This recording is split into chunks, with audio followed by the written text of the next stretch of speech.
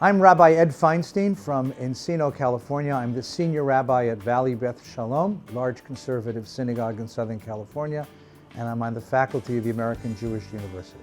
I'm presenting at SLBC a talk on the philosophy and spirituality of the philosopher Abraham Joshua Heschel.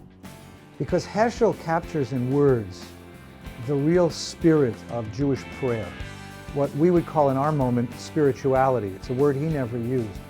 But he understood that there is a dimension of human existence which sadly is largely missing from our synagogues.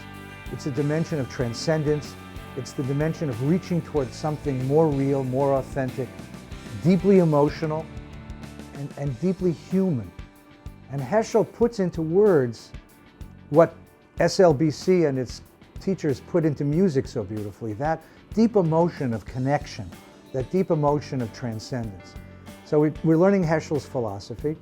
And in the other workshop that I'm going to be doing, I'd like to talk about the origins of Jewish prayer. Because I think that we get it all wrong.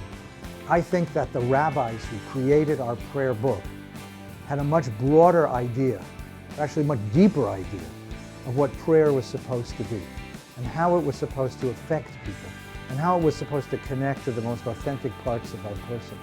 And I want to be able to show that because I want to prove to those who lead prayer in the world, cantors, rabbis, song leaders, prayer leaders, that this approach to prayer is not something new. It's deeply authentic, deeply traditional, and very old. And so by opening up Heschel, I've given a group of, or I hope to give a group of song leaders and a group of cantors and prayer leaders a vocabulary for describing the spiritual experiences they're reaching for in their prayer leading. And in reading the Mishnah and the Midrashim, the Talmud texts that are at the heart of Jewish prayer, I'm trying to give prayer leaders the permission to experiment, to play with prayer, and the permission to know that that's authentic and then that's very, very traditional. That's very, very wise part of the Jewish tradition. So that's what I'm trying to do.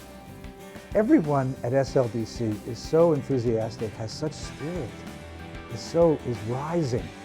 And the music, the musicianship, the commitment to prayer, the commitment to reaching towards something transcendent and deeply authentic in Jewish life, it's possessed by every person who comes to SLBC. So I think they went around the country and just chose the deepest people, the very nicest people, the very most tuned in people, the most loving people. Bring them together in St. Louis, where no one will ever miss them, and spend a couple days together, praying together, learning together, singing together, living together, loving together. It's a wonderful experience. You're a person who's had enough with services that are dull and don't touch the heart.